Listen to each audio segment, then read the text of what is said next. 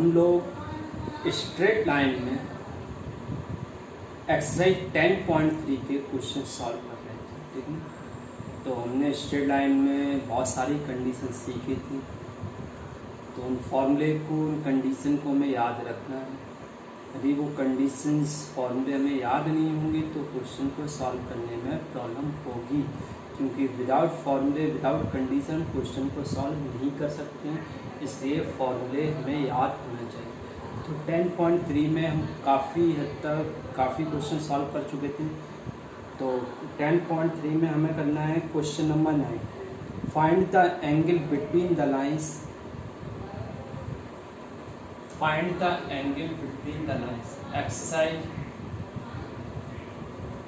10.3। पहली लाइन क्या है? √3x plus y equal to 1। And second line क्या है? x plus √3y equal to 1। Find the angle between the line √3x plus y equal to 1 and x plus √3y equal to 1। इन दोनों line के बीच का angle find करना है। तो हम लोगों ने सीखा था दो लाइन के बीच का एंगल किस तरीके से फाइंड करते हैं। उसके लिए फॉर्मूला होता है tan theta equal to mod of m1 minus m2 upon 1 plus m1 into m2। तो देखिए इधर, तो फाइंड करने के लिए पहले दोनों लाइन की हेल्प से m1 और m2 फाइंड करेंगे। तो पहली लाइन का m1 स्लोप फाइंड करने का फॉर्मूला क्या होता है? लाइन की हेल्प से minus coefficient of x upon coefficient of y। Minus coefficient of x कितना है? √3 और कॉफिशिएंट ऑफ y कितना है? 1। तो m1 की वैल्यू आ गई -√3। सेकेंड वाली लाइन से m2 निकालो, माइनस कॉफिशिएंट ऑफ x, तो x का कॉफिशिएंट 1 और y का कॉफिशिएंट √3। तो फॉर्मूला क्या होता है? m1 और m2 यदि मिल जाए लाइन के स्लोप, तो tan थीटा का फॉर्मूला m1 m2 की फॉर्म में mod of m1 minus m2 upon 1 plus m1 into m2। इस फॉर्मूले की हेल्प से दोनों लाइन के बीच का एंगल हम फाइंड कर सकते हैं। समझ में आ गया? अब वैल्यू पुट करते हैं यहाँ पर। तो tan theta equal to mod of m1 कितना है? -√3 और इधर क्या आएगा? -1 अपॉन √3 अपॉन में 1 प्लस -√3 इंटू -1 अपॉन √3। ये √3 से √3 कैंसिल हो जाएगा। समझ में आ गया?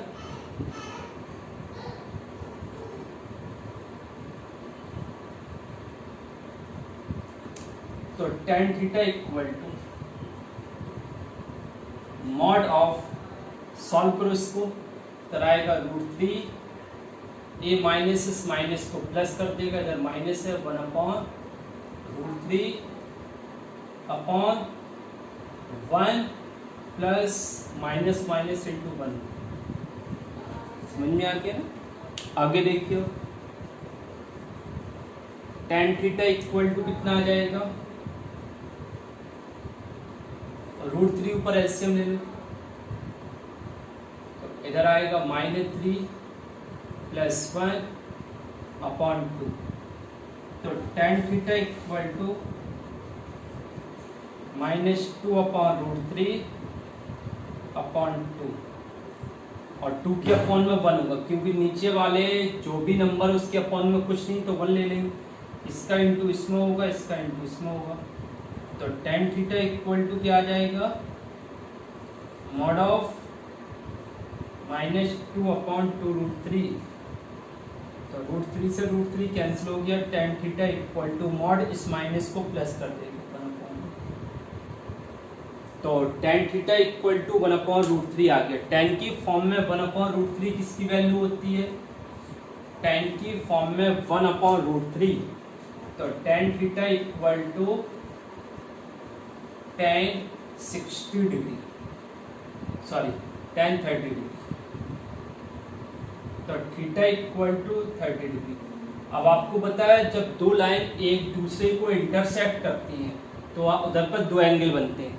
यदि ये एंगल थीटा है तो दूसरा क्या होगा 180 माइनस थीटा। समझ में आ गया? तो ऑलवेज दो लाइन एक दूसरे को जब इंटरसेक्ट करते हैं तो एक दूसरे के साथ दो एंगल बनाती हैं। समझ में आ गया ना? तो यदि एक एंगल 30 डिग्री या एक एंगल थीटा है तो दूसरा 180 माइनस थीटा होता है। देखो ए लाइन पहली और ए लाइन दूसरी, इन दोनों लाइन के बीच का एंगल ए थीटा है और ए बी तो पहली लाइन और दूसरी लाइन के बीच का एंगल 180 माइनस थीटा है। तो ऑलवेज इस बात को याद रखना है, यदि हम tan theta equal to mod of m1 minus m2 upon 1 plus m1 into m2 की हेल्प से यदि थीटा फाइंड करते हैं, जहाँ पर मॉड के अंदर नेगेटिव आता है तो ये मॉड इसको पॉजिटिव कर देता है। यदि एक वैल्यू थीटा जो आती है तो वो 30 डिग्री, जो भी एंगल आएगा वो यहाँ लिख देंगे और दूसरा एंगल कैसे निकालेंगे उसको 180 में से माइनस करते हैं, या 180 माइनस थीटा तो 180 माइनस 30 डिग्री इक्वल टू 150। ये ऑलवेज कंडीशन हमें ऐसे ही लेनी है। समझ में आ गया? आगे देखिए, इसके बाद क्वेश्चन नंबर 10 देखिए, 10.3 एक्सरसाइज का क्वेश्चन नंबर 10। क्वेश्चन नंबर 10 में क्या है? The line passing through the points h, 3 and 4, 1 intersects the line 7x minus 9y minus 19 equal to. Question समझ पूरा देखिए। At right angle find h। Question ये है कि इन दोनों पॉइंट से जो पास होने वाली लाइन है, तो दो पॉइंट से पास होने वाली एक लाइन हो, वो लाइन इस लाइन को इंटरसेक्ट कर रही है। कहाँ पर? राइट एंगल पर। मतलब इन दोनों पॉइंट से जो लाइन पास होगी वो लाइन इस वाली लाइन पर परपेंडिकुलर है। राइट एंगल का मतलब है परपेंडिकुलर। तो फिर से समझो, इन दोनों पॉइंट से पास होने वाली एक लाइन जो कि इस लाइन पर परपेंडिकुलर है, इस लाइन को 90 डिग्री पर इंटरसेक्ट करे। 90 डिग्री का इंटरसेक्टिंग का मतलब है परपेंडिकुलर। तो इन दोनों पॉइंट से पास होने वाली जो लाइन है उस लाइन का स्लोप और इस लाइन का स्लोप, दोनों स्लोप का इंटू -1 होगा, क्योंकि जब दो लाइन एक दूसरे पर परपेंडिकुलर होती हैं तो दोनों लाइन के स्लोप का इंटू -1। तो h, 3 और 4, 1 से पास होने वाली लाइन का स्लोप m1। तो दो पॉइंट से पास होने वाली लाइन का स्लोप का formula y2 minus y1 upon x2 minus x1। y2 की वैल्यू कितनी है 1, माइनस y1 की वैल्यू कितनी है 3, x2 कितना है 4 और माइनस h तो कितना आएगा -2 अपॉन 4 माइनस h। ये हो गया m1। दूसरी लाइन का स्लोप m2। अब दूसरी लाइन जो है उसका तो डायरेक्ट लाइन का इक्वेशन गिवन है। जब किसी लाइन का इक्वेशन गिवन है तब लाइन का स्लोप निकालने का formula m2 equal to minus coefficient of x 7, coefficient of y -9, minus से माइनस कैंसिल हो गया, m2 इक्वल टू 7 अपॉन। अब आपको पता है कि इन दोनों पॉइंट से पास होने वाली लाइन और ए वाली लाइन एक दूसरे को 90 डिग्री पर इंटरसेक्ट कर रही, मतलब एक दूसरे पर परपेंडिकुलर। जब दो लाइन एक दूसरे पर परपेंडिकुलर होती है तो दोनों लाइन के स्लोप का इंटू -1। तो m1 into m2 equal to -1। m1 की वैल्यू कितनी है -2 अपॉन 4 माइनस h। m2 की वैल्यू कितनी है 7 अपॉन 9। इक्वल टू -1, इसे सॉल्व करो तो ये 4 का इसमें -14/9 का, इधर एक काम करो, ये माइनस से माइनस कैंसिल हो जाएगा, 14 अपॉन कितना आएगा 9, 4 -h इक्वल टू 1, तो इधर आएगा 14 इक्वल टू 36 -9h, ठीक है ना। 14 इक्वल टू 36 -h। अब क्या करेंगे हम h की वैल्यू फाइंड करने के लिए इस वाले टर्म को इस साइड ले, तो 9h इक्वल टू 36 -14, तो 9h इक्वल टू 36 -14, 36 में से 14 माइनस करो कितना आएगा इधर 22, तो h इक्वल टू 22 अपॉन, हमारी समझ में यही आंसर आ, ठीक है। नेक्स्ट, अब हमारी बात ध्यान से सुनो। 11 क्वेश्चन में क्या करना है, prove that the line passing through the points x1, y1 and parallel to the line ax plus by plus c h। हमारी बात ध्यान से समझिए। क्वेश्चन नंबर कौन सा 11 क्वेश्चन, हमें एक ऐसी लाइन का इक्वेशन फाइंड करना है जो x1 y1 से पास हो। तो देखो पॉइंट तो मिल गया, उसने कहा है कि हमें एक ऐसी लाइन का इक्वेशन फाइंड करना है जो x1 y1 से पास हो रही है, तो लाइन पर एक पॉइंट मिल गया। अब किसी तरीके से लाइन का स्लोप मिल जाएगा तो हमारा काम बन जाएगा। अब हमें जिस लाइन का इक्वेशन फाइंड करना है वो line ax plus by plus c equal to 0 के पैरेलल है। हमें जिस लाइन का इक्वेशन फाइंड करना है वो लाइन इस लाइन के पैरेलल है। तो हमने सीखा था कि दुनिया की जितनी भी पैरेलल लाइन होती है उन सभी का स्लोप इक्वल होता है। हमें जिस लाइन का इक्वेशन फाइंड करना है वो लाइन इस लाइन के पैरेलल है, तो इस लाइन का जो स्लोप होगा वही तो फाइंड करने वाली लाइन का स्लोप होगा। तो फाइंड करने वाली लाइन का स्लोप m इक्वल टू क्या होगा, minus coefficient of x upon coefficient of y।